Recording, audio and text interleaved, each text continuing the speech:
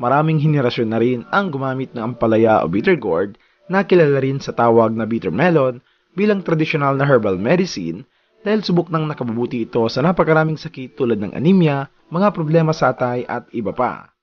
Karaniwan ito sa Pilipinas at sinasabing ang mga tanim sa Pilipinas ay mas potent kaysa sa ibang bansa sa Asia, East Africa, Caribbean at South America. Ang mapait na lasa nito ay tinutukoy na siyang may taglay na gamot o medicinal value dahil mayroon itong momordicine. Ang ampalaya ay isa sa 10 halamang gamot na aprobado ng Department of Health.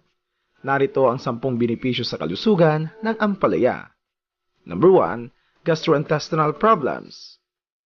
Ang ampalaya ay nakagagamot sa bulate, diarrhea at mga sakit o problema sa tiyan at panunaw.